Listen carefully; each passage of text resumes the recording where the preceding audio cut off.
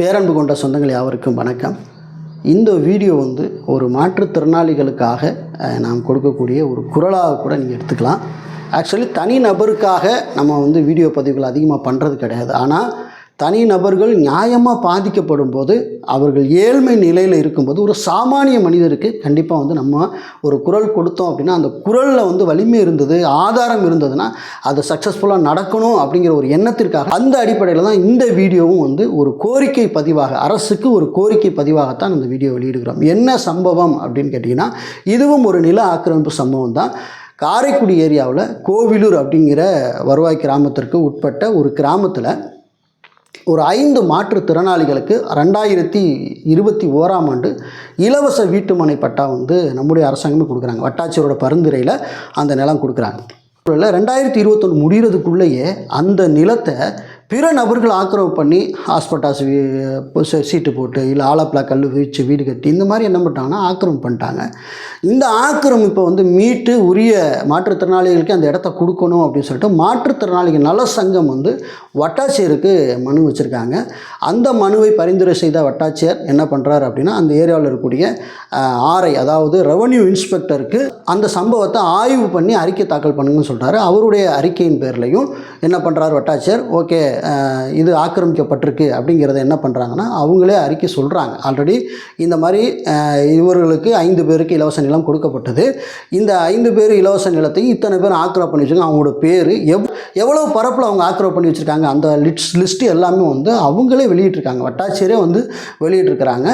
அந்த ஆக்கிரமிப்பை எடுக்கணும் அப்படின்னு போகும்போது சம்மந்தப்பட்ட நபர்கள் எடுக்க விடாமல், யார் ஆக்கிரமிப்பு பண்ணி வச்சுருக்காங்க அவங்க எடுக்க விடாமல் ஃபைட் பண்ணுறதுக்கான ஒரு சூழல் கூட அங்கே உருவாகிற ஒரு சூழல் வந்த உடனே வட்டாட்சியர் அங்கே சரி ஆக்கிரமிப்பை இப்போதைக்கு எடுக்க முடியாத ஒரு சூழ்நிலை இருக்குது அப்படின்னு சொல்லி திரும்பி வந்துட்டாங்கங்கிற ஒரு தகவல். அதில் ஒரு 2 பேருக்கான இடத்த மீட்டு கொடுத்துட்டாங்க அப்படிங்கிற ஒரு தகவல் வந்திருக்கு.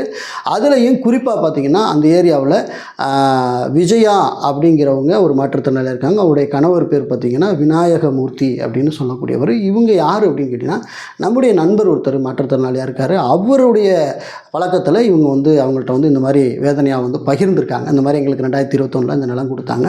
தற்போது அதில் வேற ஒருத்தவங்க அதில் இந்த மாதிரி ஆலப்பிளா கல் வச்சு கட்டி எங்களை அந்த நிலத்துக்குள்ளே வர விடாமல் அந்த மாதிரி பண்ணுறாங்க, ஆக்கிரமிப்பை எடுக்க சொல்லி நாங்களும் பல விதத்தில் போராடிக்கிட்டு இருக்கோம், இன்னும் எங்களால் அதை வெற்றி பெறவே முடியலை அப்படிங்கிற ரொம்ப ஒரு சோகத்தோடு அவங்க அதை பகிர்ந்து கொண்டாங்க. நண்பர் அதற்கான ஆவணங்கள் எல்லாமே நமக்கு கொடுத்து இந்த மாதிரி சம்பவம் நடந்திருக்கு பிரதர், இதை குறித்து நம்ம கொஞ்சம் கரிசனை பண்ண வேண்டிய தேவை இருக்குது அப்படின்னு சொன்னார்.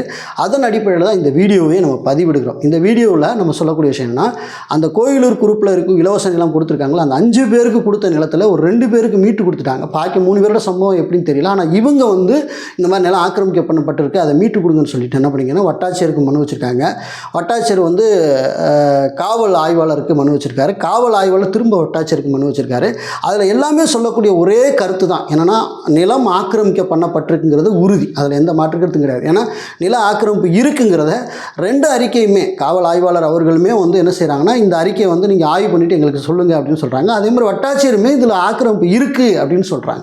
ஆகவே ஆக்கிரமிப்பை மீட்கிறதுக்கு என்ன வழி அப்படிங்கிறதையும் அரசாங்கம் தான் பண்ணி கொடுக்கணும். தயவுசெய்து நம்ம இந்த வீடியோவில் ஒரு கோரிக்கை என்ன வைக்கிறோம் அப்படின்னா, மாற்றுத்திறனாளிகளுக்கு ஒரு உரிமையை மீட்டு கொடுக்கறதுக்கு அரசு தான் முன் வரணும். ஆகவே அந்த செயலை செய்யணும். ஏன்னா ஒரு ஆக்கிரமிப்பு எடுக்கணும் அப்படின்னா இங்கே எவ்வளவு போராட வேண்டிய ஒரு சூழ்நிலை இருக்குது அப்படிங்கிறது நம்ம எல்லாருக்கும் தெரியும்.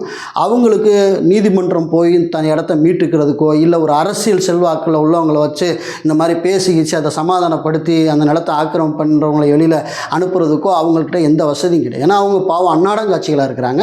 மார்க்கெட் அவங்க போய் சின்ன சின்ன வியாபாரங்கள் செய்து தங்கள் பிழப்பை நடத்தக்கூடிய நபர்கள் நம்மள்கிட்ட சொன்னாங்க. சொல்லும்போது எனக்கு ரொம்ப வேதனையாக இருந்துச்சு நண்பர் சொல்லும்போது. ஸோ ஆகவே அரசாங்கம் கவனத்தில் இதை கொண்டு மதிப்புக்குரிய காரைக்குடி திரு வட்டாட்சியர் அவர்கள் இதை கருத்தில் எடுத்துக்கொண்டு அந்த ஆக்கிரமிப்பு நிலத்தை மீட்டு உரியவர்களுக்கு அந்த நிலத்தை வழங்கணும். அதுதான் நியாயம், அதுதான் தர்மம். ஏன்னா 2021 அவங்களுக்காக கொடுக்கப்பட்ட நிலம் இன்னைக்கு வரைக்கும் கிராம கணக்கில் அவங்களோட பேர் தான் இருக்குது. அப்படிங்கிற போது அந்த இடம் அவங்களுக்கு தான் முழுக்க சொந்தம். ஆக்கிரமிக்க பண்ணப்பட்டவர்கள் மனசாட்சியோடு அந்த இடத்தை ஆக்கிரமிப்பை விட்டு வெளியில் கடந்து போகிறது தான் நல்லது.